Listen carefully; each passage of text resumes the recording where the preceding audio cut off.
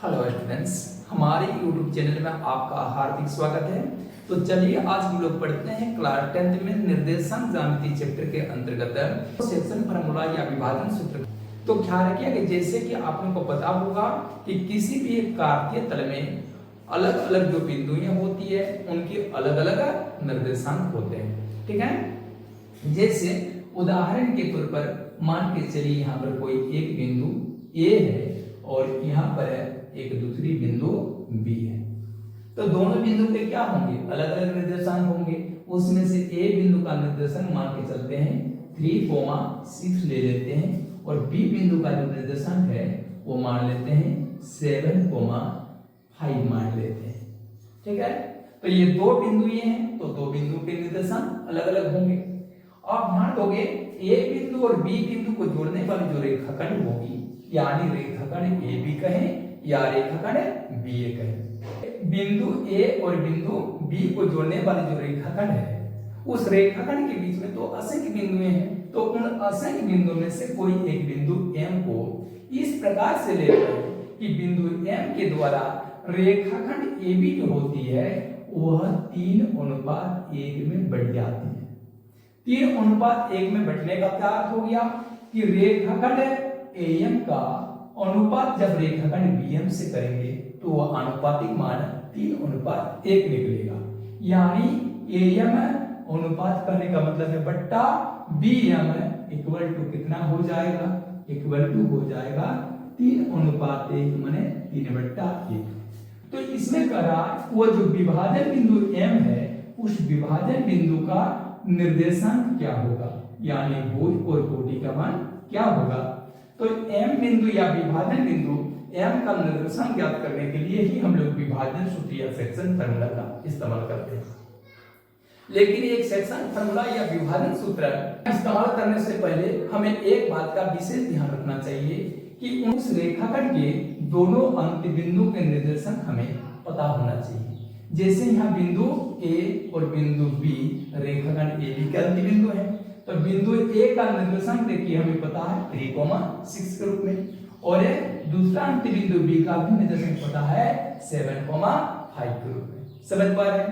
इसमें से A बिंदु को अगर पहला बिंदु माना जाए तो इसके निर्देशांक को हम लोग x1 y1 से निरूपित करेंगे, और बिंदु B को दूसरा बिंदु माना जाएगा तो उस स्थिति में इसके निर्देशांक को x2 y2 से निरूपित करेंगे। यानी हमारे पास अभी कितनी जानकारियां हैं, x1 की जानकारी है 3 के रूप में, y1 की जानकारी है 6 के रूप में, x2 की जानकारी है 7 के रूप में, y2 की जानकारी है 5 के रूप में। साथ ही साथ में हम लोग बिंदु A से लेकर M की दूरी तथा B से लेकर M की दूरी का आनुपातिक मान जो निकाले हुए हैं वो 3:1 के रूप में। क्या रखिएगा, हम लोग LHS का अनुपात पा रहे हैं 3 है और RHS का अनुपात कितना पा रहे हैं 1 है। तो इस स्थिति में यहाँ पर M1 इक्वल टू 3 करना और M2 इक्वल टू कितना कर देना, 1 कर देना। ठीक है, तो हमारे पास M1 और M2 के मान भी आ गया। तो इसलिए बिंदु M का निर्देशांक, तो किसी भी बिंदु के निर्देशांक को सामान्य तौर पर हम लोग x, y से निरूपित करते हैं। तो बिंदु M का या विभाजन बिंदु M का निर्देशांक प्राप्त करना है, तो बिंदु M का x, y मतलब भुज कोटि इक्वल टू कौन सा सूत्र लागू होगा, इसके लिए सूत्र लागू करोगे M1 x2 प्लस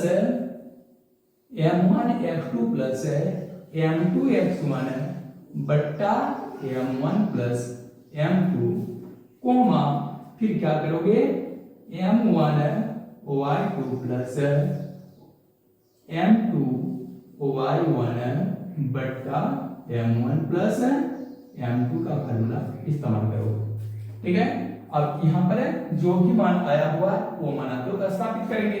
याद रखिएगा कोमा के बाएं साइड में जो मान प्राप्त होगा वह M बिंदु के भुज का मान प्राप्त होगा, और इस कोमा के दाहिने साइड में जो मान प्राप्त होगा वह बिंदु M के कोटि या y का मान प्राप्त होगा। तो चलिए इसको हल करते हैं।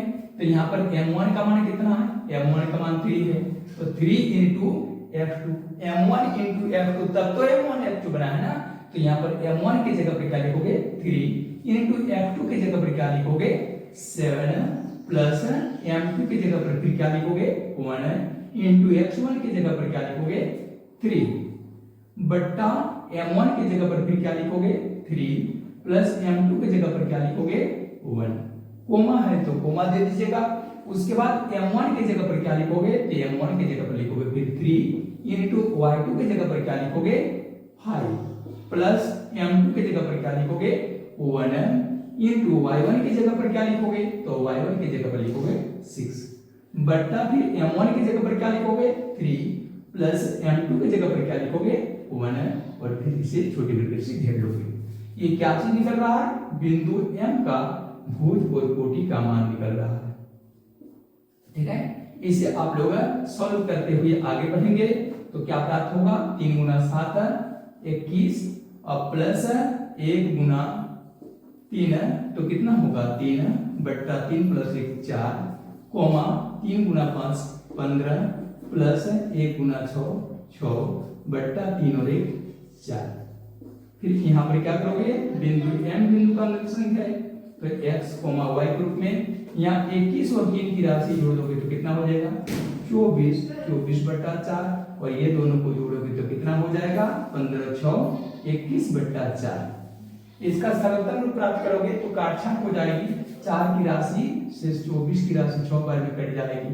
यहाँ तो काटछांट होगी नहीं तो m का मान निकल गया x y के रूप में कितना 6/1 बने 6 कोमा 21/4। ठीक है, तो इसमें याद रखिएगा इसका जो पहला मान है 6 वो बिंदु m का कौन सा मान है भुज का मान है। ठीक है, और इसका जो दूसरा मान प्राप्त हो गया 21/4 वो क्या है बिंदु m का कोटि का मान है या y का मान है। समझ पा रहे हैं? तो अतः यहां पर आपको लिखना चाहिए विभाजन बिंदु या विभाजक बिंदु विभाजक बिंदु m का जो निर्देशांक होगा वो कितना हो जाएगा 6,21/4 के रूप में आंसर हो जाएगा। उम्मीद करते हैं आप लोगों को ये कॉन्सेप्ट समझ में आ गया होगा। ठीक, नेक्स्ट रोज में इसी तरह का इंपॉर्टेंट कॉन्सेप्ट लेकर आपकी सेवा में हम पुनः हाजिर होंगे। फिलहाल आज की क्लास यहीं पर करते हैं। Thank you, all the best.